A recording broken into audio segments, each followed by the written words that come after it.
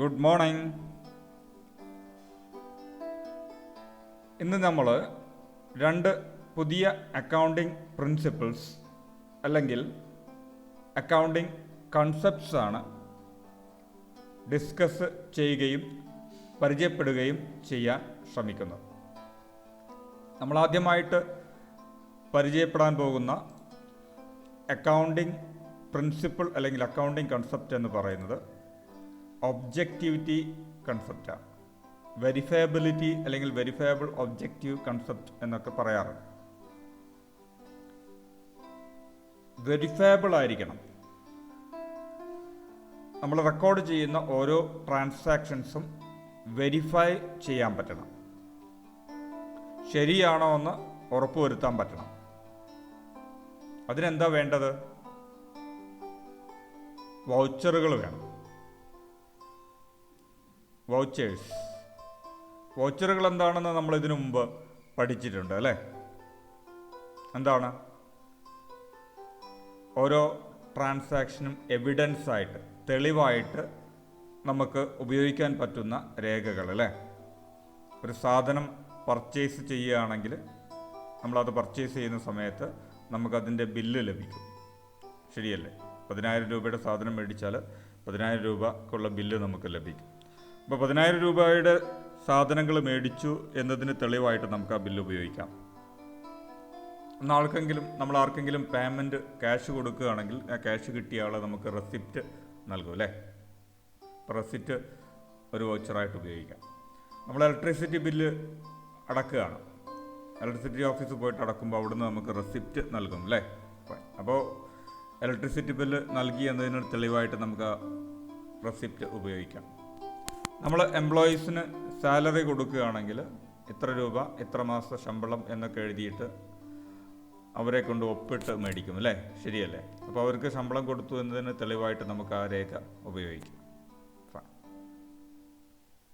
അത്തരത്തിൽ എല്ലാ ഇടപാടുകൾക്കും വൗച്ചറുകൾ വേണം അല്ലേ?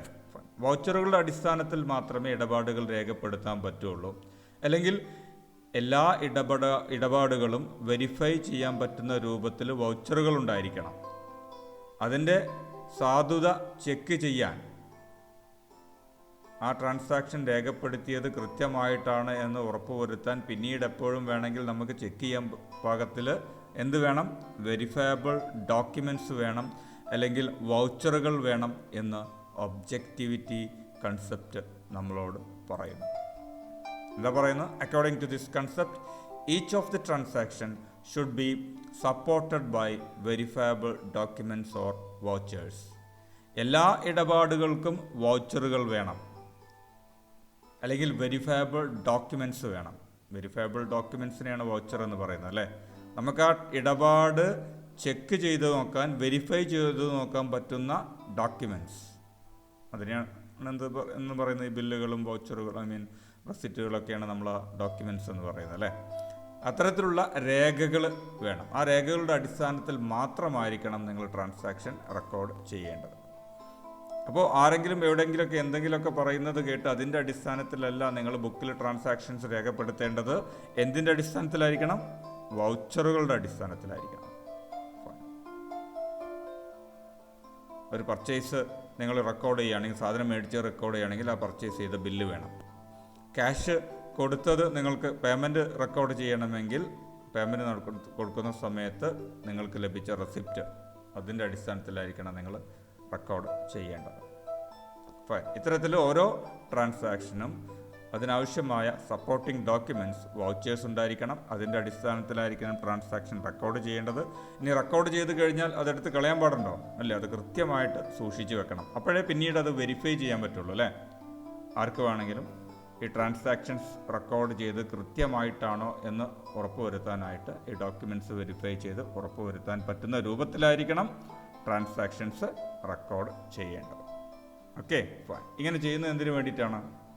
എല്ലാ ഇടപാടുകൾക്കും വൗച്ചർ വേണമെന്ന് പറയുന്നത് എന്ത് ഉദ്ദേശത്തോടു കൂടിയാണ്? To ensure that accounting records are free from errors or bias.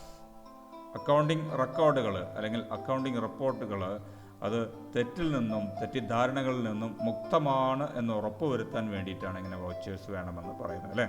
അപ്പോൾ എല്ലാ ഇടപാടുകൾക്കും വൗച്ചർ വേണമെന്ന് ഒരു അക്കൗണ്ടൻ്റ് അറിയുമ്പോൾ അയാൾ കൃത്യമായ വൗച്ചർ നോക്കിയിട്ടേ ഇടപാടുകൾ രേഖപ്പെടുത്തുള്ളൂ അല്ലേ.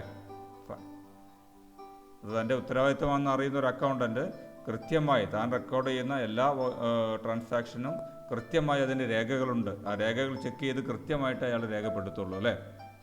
അപ്പോൾ അങ്ങനെ രേഖപ്പെടുത്തുമ്പോൾ നമ്മുടെ അക്കൗണ്ടിങ് റെക്കോർഡ്സ് എന്ന് പറയുന്നത്, അക്കൗണ്ടിങ് ബുക്കുകൾ എന്ന് പറയുന്നത് തെറ്റുകളിൽ നിന്നും അതുപോലെ അക്കൗണ്ടൻ്റെ തെറ്റിദ്ധാരണകളിൽ നിന്നും മുക്തമായിരിക്കുമെന്നും നമുക്ക് ഉറപ്പിക്കാം. ശരിയല്ലേ? അപ്പോൾ ഒബ്ജക്റ്റീവ് ക്വാണ്ടിറ്റേറ്റീവ് കൺസെപ്റ്റ് വളരെ സിമ്പിളാണ്. അത് പറയുന്നത് ഇത്ര മാത്രമേ ഉള്ളൂ. എന്താണ്? എല്ലാ ഇടപാടുകളും വൗച്ചറുകളുടെ അടിസ്ഥാനത്തിലായിരിക്കണം രേഖപ്പെടുത്തി വെക്കേണ്ടത്. അല്ലെങ്കിൽ എല്ലാ ഇടപാടുകൾക്കും എന്ത് വേണം? വൗച്ചറുകൾ അല്ലെങ്കിൽ വെരിഫയബിൾ ഡോക്യുമെൻറ്റ്സ് വേണമെന്ന് ഈ പ്രിൻസിപ്പിൾ നമ്മളോട് പറയുന്നു. ഓക്കെ. ഇനി നമ്മൾ ഇന്ന് പഠിക്കാൻ പോകുന്ന രണ്ടാമത്തെ കൺസെപ്റ്റ്, ഇതുവരെ നിങ്ങൾ 12 കൺസെപ്റ്റുകൾ പഠിച്ചു. So this is going to be your 13th principle and the last principle you have to study in this chapter, and which is revenue recognition concept, also known as revenue realization concept. Revenue recognition concept എന്നും കൂടി പറയാറുണ്ട്, revenue realisation concept എന്നും പറയാറുണ്ട്. Revenue realisation എന്ന് പറയുന്ന term ഞാൻ അവിടെ കൊടുത്തിട്ടില്ല. So you write in bracket revenue realisation എന്നുകൂടി എഴുതും. എന്താണ് റവന്യൂ റെക്കഗ്നീഷൻ കൺസെപ്റ്റ് പറയുന്നത്? ഇത് റവന്യൂവുമായി ബന്ധപ്പെട്ടതാണ് അല്ലേ. ഓക്കെ. റവന്യൂ എന്ന് പറയുന്നത് എന്താണ്? വരുമാനം അല്ലേ. ഏതൊക്കെയാണ് വരുമാനമായിട്ട് നമ്മൾ ഒരു ബിസിനസ്സിൻ്റെ വരുമാനമായിട്ട് നമ്മൾ കണക്കാക്കുന്ന ഏതാണ് ഏറ്റവും പ്രധാനപ്പെട്ട വരുമാനം? സെയിൽസ് ആണ് അല്ലേ. ഓക്കെ. പിന്നെ അതുകൂടാതെ ചിലപ്പോൾ അല്ലറ ചില്ലറ വരുമാനങ്ങളായിട്ടുള്ള റെൻ്റ് ലഭിക്കുക, കമ്മീഷൻ ലഭിക്കുക, ഡിവിഡൻഡ് ലഭിക്കുക, ഇൻട്രസ്റ്റ് ലഭിക്കുക, ഇതൊക്കെ മറ്റ് വരുമാനങ്ങളായിട്ട് നമുക്ക് കണക്കാക്കാം. പക്ഷേ ഏറ്റവും പ്രധാനപ്പെട്ട വരുമാനം 99% എന്തായിരിക്കും? സെയിൽസ് ആയിരിക്കും അല്ലേ, ഏതൊരു ബിസിനസ് സ്ഥാപനത്തിൽ. ഓക്കെ. ഈ കൺസെപ്റ്റ് എന്താ പറയുന്നതെന്ന് അറിയാം. എപ്പോഴാണ് നമ്മൾ റവന്യൂ റിയലൈസ് ചെയ്തതായിട്ട് കണക്കാക്കേണ്ടത്, അല്ലെങ്കിൽ എപ്പോഴാണ് റവന്യൂ റെക്കോർഡ് ചെയ്യേണ്ടത്? ഒരു വരുമാനം ലഭിച്ചു, അതിൻ്റെ അടിസ്ഥാനത്തിൽ ആ ലഭിച്ച വരുമാനം ബുക്കിൽ രേഖപ്പെടുത്തേണ്ട സമയം എപ്പോഴാണ് എന്നാണ് ഈ പ്രിൻസിപ്പിൾ നമുക്ക് പറഞ്ഞു തരുന്നത്. എന്താ പറയുന്നത്? This concept of a revenue realization requires that revenue should be recorded only when it is realized. Revenue എപ്പോൾ മാത്രമേ റെക്കോർഡ് ചെയ്യാൻ പാടുള്ളൂ? റിയലൈസ് ചെയ്തതിന് ശേഷം മാത്രം, അത് ലഭിച്ചതിന് ശേഷം. അപ്പോൾ റിയലൈസ് ചെയ്തു എന്ന് എപ്പോഴാണ് നമുക്ക് പറയാൻ പറ്റുക? Revenue is set to be realised when the legal right to receive it arises. നിയമപരമായിട്ട് അത് കിട്ടാനുള്ള അവകാശം എപ്പോഴാണ് ലഭിക്കുന്നത്, അപ്പോഴാണ് റവന്യൂ റിയലൈസ് ചെയ്ത് എന്ന് നമുക്ക് മനസ്സിലാക്കാൻ പറ്റുക. Revenue is set to be realised, realise ചെയ്തു എന്ന് നമുക്ക് പറയാൻ പറ്റും എപ്പോഴ്? when the legal right, നിയമപരമായ അവകാശം, to receive it, അത് കിട്ടാനുള്ള arises, ഉണ്ടാകുന്നത്. അപ്പോൾ എപ്പോഴാണോ നിയമപരമായിട്ട് അത് കിട്ടാനുള്ള, റവന്യൂ ലഭിക്കാനുള്ള അവകാശം നമുക്കുണ്ടാകുന്നത്, നമുക്കെന്ന് പറയുമ്പോൾ ബിസിനസ് സ്ഥാപനത്തിനുണ്ടാകുന്നത്, അപ്പോഴാണ് റവന്യൂ റിയലൈസ് ചെയ്തതായിട്ട് നമുക്ക് കണക്കാക്കാൻ പറ്റുക. അപ്പോഴാണ് നമ്മൾ റവന്യൂ ബുക്കിൽ രേഖപ്പെടുത്തി വെക്കേണ്ടതെന്നും ഏത് കൺസെപ്റ്റ് നമ്മളോട് പറഞ്ഞു തരുന്നു? റവന്യൂ റെക്കഗ്നീഷൻ കൺസെപ്റ്റ് പറയും, അല്ലെങ്കിൽ റവന്യൂ റിയലൈസേഷൻ കൺസെപ്റ്റ് നമ്മളോട് പറഞ്ഞു തരുന്നു. ഫൈൻ. അപ്പോൾ നമ്മുടെ ഏറ്റവും പ്രധാനപ്പെട്ട റവന്യൂ എന്ന് പറയുന്നത് സെയിൽസ് ആണ് അല്ലേ. ഓക്കെ. അപ്പോൾ സെയിൽസ് എപ്പോഴാണ് നമുക്ക് റിയലൈസ് ചെയ്തു എന്ന് പറയാൻ പറ്റുക? അല്ലെങ്കിൽ സെയിൽസ്, ആ പണം ലഭിക്കാൻ നമുക്ക് നിയമപരമായിട്ടുള്ള അവകാശം ലഭിക്കുന്നത് എപ്പോഴാണ്? അപ്പോഴാണല്ലോ നമ്മളത് രേഖപ്പെടുത്തേണ്ടത് അല്ലേ. ഓക്കെ. സെയിൽസ് എന്താണ്? സെയിൽസ് എന്ന് പറയുന്നത് എന്താണ്? സാധനങ്ങൾ സെല്ലർ ബയർക്ക് വിൽക്കുകയാണ് അല്ലേ. ഓക്കെ. അപ്പോൾ ഈ പ്രോസസ്സിൽ എപ്പോഴാണ് സെല്ലർക്ക് ആ സെയിൽസ് നടന്നു, അത് പ്രകാരമുള്ള എമൗണ്ട് ലഭിക്കാനുള്ള അവകാശം ലഭിക്കുന്നത് when the ownership of this goods is transferred from seller to the buyer. അപ്പോൾ സെയിൽസ് നടന്നു എന്ന് നമുക്ക് ഉറപ്പിക്കാൻ പറ്റുന്നത് എപ്പോഴാണ്? എന്ത് സാധനമാണോ വിൽക്കുന്നത് ആ സാധനത്തിൻ്റെ ഉടമസ്ഥാവകാശം സെല്ലറുടെ, വിൽക്കുന്ന ആളുടെ കയ്യിൽ നിന്നും വാങ്ങുന്ന ആളുടെ കയ്യിലേക്ക് എപ്പോഴാണോ ട്രാൻസ്ഫർ ആകുന്നത് അപ്പോഴാണ് നമുക്ക് സെയിൽ നടന്നെന്നും സെയിൽ പ്രകാരം എമൗണ്ട് നമുക്ക് ലഭിക്കാനുള്ള അവകാശം ലഭിച്ചുവെന്നും അത് പ്രകാരം നമുക്ക് ബുക്കിൽ രേഖപ്പെടുത്താനുമുള്ള സമയം ആകുന്നു.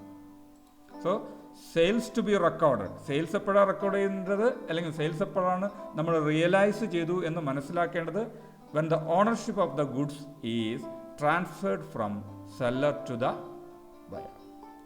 സെല്ലറിൽ നിന്ന് ബയറിലേക്ക് എപ്പോഴാണോ നമ്മൾ വിറ്റ സാധനങ്ങളുടെ ഓണർഷിപ്പ് ട്രാൻസ്ഫേർഡ് ആകുന്നത് അപ്പോഴാണ് സെയിൽ നടന്നതായിട്ട് നമ്മൾ കണക്കാക്കുക, സെയിൽ റിയലൈസ് ചെയ്തതായിട്ട് നമ്മൾ കണക്കാക്കുക. അപ്പോഴാണ് നമ്മൾ എന്ത് ചെയ്യേണ്ടത്? സെയിൽസ് റെക്കോർഡ് ചെയ്യേണ്ടത്. Okay, fine. അപ്പോൾ എപ്പോഴാണ് ഒരു ഓണർഷിപ്പ് ട്രാൻസ്ഫർ ആവുക? ഇപ്പോൾ ചില പ്രോപ്പർട്ടികളുണ്ട്, ഡോക്യുമെൻറ്റ്സ് ആവശ്യമുള്ള, ഇപ്പോൾ ഭൂമി, ബിൽഡിങ്, ഇതൊക്കെയാണെങ്കിൽ അതിൻ്റെ ഓണർഷിപ്പ് ട്രാൻസ്ഫർ ചെയ്യുന്ന എപ്പോഴാണ്? ആ ഡോക്യുമെൻ്റ് നമ്മൾ ഒരാളുടെ പേരിൽ നിന്ന് മറ്റൊരാളുടെ പേരിലേക്ക് മാറ്റണം, അല്ലേ? അങ്ങനെയാണ് സാധാരണ അത്തരത്തിലുള്ള വലിയ വാല്യൂ ഉള്ള അസറ്റുകളൊക്കെ ട്രാൻസ്ഫർ ആവുന്നത്, അല്ലേ? ഒരു കാറോ അല്ലെങ്കിൽ ബൈക്കൊക്കെ ആണെങ്കിലൊക്കെ അങ്ങനെയാണ് നടക്കുക, അല്ലേ? പക്ഷേ നമ്മൾ നോർമൽ ഗുഡ്സ്, സാധാരണഗതിയിലുള്ള ഗുഡ്സ്, അത് ടി വി ആയിക്കോട്ടെ അല്ലെങ്കിൽ നോർമൽ നമ്മൾ മേടിക്കുന്ന പലചരക്ക് സാധനങ്ങളായിക്കോട്ടെ അല്ലെങ്കിൽ ടെക്സ്റ്റൈൽസ് ഐറ്റംസ് ആയിക്കോട്ടെ, ഇത്തരത്തിലുള്ള സാധാരണ ഒരു കസ്റ്റമർ മേടിക്കുന്ന ഗുഡ്സ് അതെപ്പോഴാണ് ട്രാൻസ്ഫറായി, ഓണർഷിപ്പ് ട്രാൻസ്ഫറായി എന്ന് നമുക്ക് പറയാൻ പറ്റുക? ഈ സാധനങ്ങൾ സെല്ലർ ബയർക്ക് ഡെലിവറി ചെയ്യുന്ന സമയത്ത്, അല്ലേ? കൈമാറ്റം ചെയ്യുന്ന സമയത്ത്. അപ്പോൾ നമ്മൾ സെല്ലർ സാധനങ്ങളെടുത്ത് ബയർക്ക് ഡെലിവറി ചെയ്യുന്നതോടുകൂടി ഓണർഷിപ്പ് കൈമാറിയതായിട്ട് നമ്മൾ കണക്കാക്കും. അങ്ങനെയാണ് സാധാരണ കണക്കാക്കുക, അല്ലേ? സെല്ലർ സാധനം ബയർക്ക് നൽകി കഴിഞ്ഞാൽ ആ ബയർ അത് സ്വീകരിച്ചു കഴിഞ്ഞാൽ ഓണർഷിപ്പ് ട്രാൻസ്ഫർ ആയിട്ട് നമ്മൾ കണക്കാക്കും, അല്ലേ? അപ്പോൾ എപ്പോഴാണോ സാധനങ്ങൾ ഡെലിവർ ചെയ്യുന്നത്, സെല്ലർ ബയർക്ക് ഫിസിക്കലായിട്ട് ആ സാധനങ്ങൾ നൽകുന്നത്, അപ്പോഴാണ് ഓണർഷിപ്പ് ട്രാൻസ്ഫർ ചെയ്തതായിട്ടും അതുപോലെ തന്നെ നമ്മൾ സെയിൽ റിയലൈസ് ചെയ്തതായിട്ടും കണക്കാക്കേണ്ടത്. അപ്പോഴാണ് നിങ്ങൾ സെയിൽസ് ബുക്കിൽ രേഖപ്പെടുത്തി വെക്കേണ്ടത്. അപ്പോൾ നിങ്ങൾ ചോദിക്കും എന്തിനാണ് ഇത്രയൊക്കെ ഇങ്ങനെ പറയുന്നത്, അല്ലേ? അപ്പോൾ സാധാരണ നോർമൽ കേസിൽ നിങ്ങൾ ഒരു സ്ഥാപനത്തിൽ കണക്കെഴുതുന്ന സമയത്ത് നിങ്ങളിങ്ങനെ ഇതേമാതിരി സെയിൽസ് റെക്കോർഡ് ചെയ്യാൻ പോകുന്ന സമയത്ത് നിങ്ങൾക്ക് കൺഫ്യൂഷൻ ഉണ്ടാകും.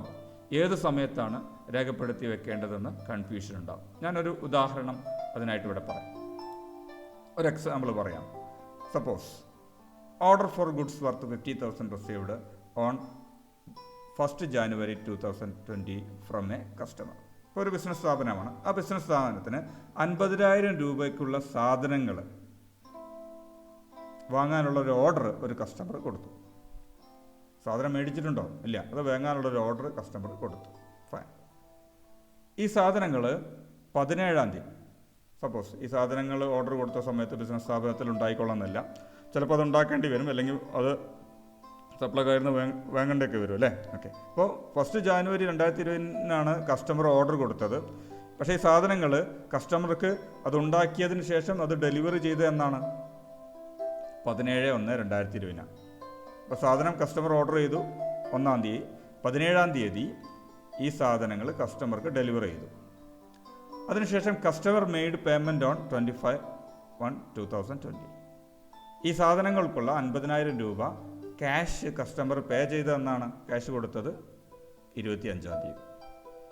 On which date this sale is recorded in the books. അപ്പം ഓർഡർ ലഭിച്ചത് 50,000 രൂപയുടെ സാധനങ്ങൾക്കുള്ള ഓർഡർ ലഭിച്ചത് 1-ാം തീയതി.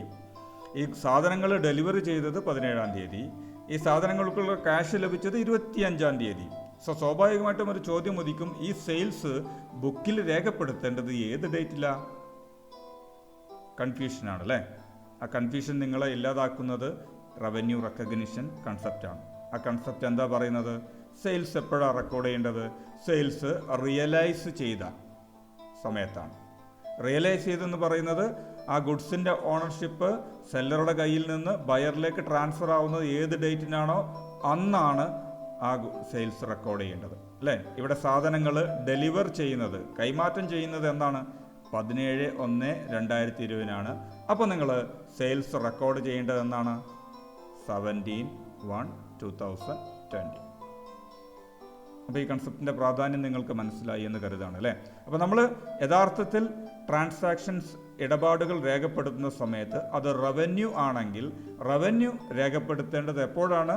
ആ റവന്യൂ റിയലൈസ് ചെയ്ത് കഴിഞ്ഞതിന് ശേഷം. അല്ലാതെ ക്യാഷ് കിട്ടുമ്പോഴാണോ?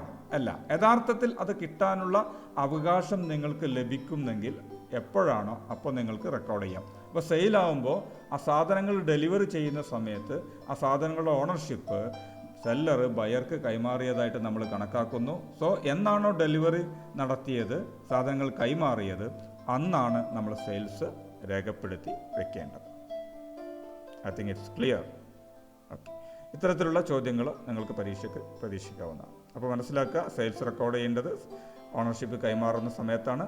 ഓണർഷിപ്പ് കൈമാറുന്നത് സാധാരണഗതിയിൽ സാധനങ്ങൾ കൈമാറുന്ന, ഡെലിവറി ചെയ്യുന്ന ഡേറ്റിലാണെന്ന് കൂടി നിങ്ങൾ മനസ്സിലാക്കി വെക്കുക. ക്ലിയർ? ഓക്കെ, അപ്പോൾ ഇന്നത്തെ പ്രാക്ടീസ് ക്വസ്റ്റ്യൻസ് ആവാം അല്ലേ? ഓക്കെ, ആദ്യത്തെ ചോദ്യം, accounting information should be free from bias. Accounting ഇൻഫർമേഷനുകൾ തെറ്റിദ്ധാരണകളിൽ നിന്ന് മുക്തമായിരിക്കണം.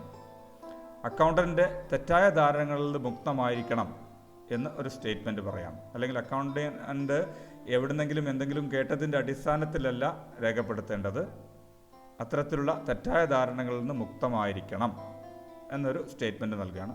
എന്നിട്ട് നിങ്ങളോട് പറയാണ് ഐഡൻറ്റിഫൈ ദ അക്കൗണ്ടിങ് പ്രിൻസിപ്പിൾ. ആ സ്റ്റേറ്റ്മെൻറ്റുമായി ബന്ധപ്പെട്ട അക്കൗണ്ടിങ് പ്രിൻസിപ്പിൾ ഏതാണ്? അങ്ങനെ ബയാസിൽ നിന്ന് മുക്തമാവാൻ വേണ്ടിയിട്ട് ഒരു കാര്യം ചെയ്യണമെന്ന് ഒരു പ്രിൻസിപ്പിൾ പറയുന്നുണ്ടല്ലേ. ആ പ്രിൻസിപ്പിൾ ഏതാണെന്ന് നിങ്ങൾ കണ്ടെത്തുക. ഇനി രണ്ടാമത്തെ ചോദ്യം, royal furniture received an order for making dining table on 10th May 2017. Royal furniture, അപ്പോൾ ഫർണിച്ചർ ഉണ്ടാക്കുന്ന ഒരു സ്ഥാപനമാണ് അല്ലേ. ഓക്കെ, അപ്പോൾ അവരുടെ ഗുഡ്സ് എന്ന് പറയുന്നത്, അവർ വിൽക്കുന്ന സാധനം എന്ന് പറയുന്നത് ഫർണിച്ചറാണ് അല്ലേ. ഓക്കെ, ഒരു ഡൈനിങ് ടേബിൾ ഉണ്ടാക്കാനുള്ള ഓർഡർ 10th തീയതി അവർക്ക് ലഭിച്ചു, 10 May. And they complete the work on 15th July 2017. അപ്പോൾ ഓർഡർ പ്രകാരം അവർ ആ ഡൈനിങ് ടേബിൾ 15th തീയതി കംപ്ലീറ്റ് ചെയ്തു. ഡൈനിങ് ടേബിൾ റെഡിയായി. The dining table was delivered to the customer on 20th July. ഇങ്ങനെ തയ്യാറായ ഡൈനിങ് ടേബിൾ കസ്റ്റമർക്ക് ഡെലിവറി ചെയ്ത എന്നാണ്? 20th തീയതി, 20th July 2017. And received payment on 25th July 2017.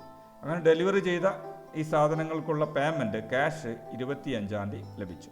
അപ്പോൾ 10th തീയതിയാണ് ഓർഡർ കിട്ടിയത്, 15th തീയതി സാധനം റെഡിയായി, 20th തീയതി സാധനം കസ്റ്റമർക്ക് നൽകി, 25th തീയതി അതിൻ്റെ ക്യാഷും ലഭിച്ചു. എന്നിട്ട് നിങ്ങളോട് ചോദിക്കുന്നു, in which date this transaction will be recorded in the books of royal furniture. Royal ഫർണിച്ചറിൻ്റെ ബുക്കുകളിൽ ഈ ട്രാൻസാക്ഷൻ, ഈ ഇടപാട് ഏത് ഡേറ്റിലാണ് രേഖപ്പെടുത്തി വെക്കേണ്ടത്?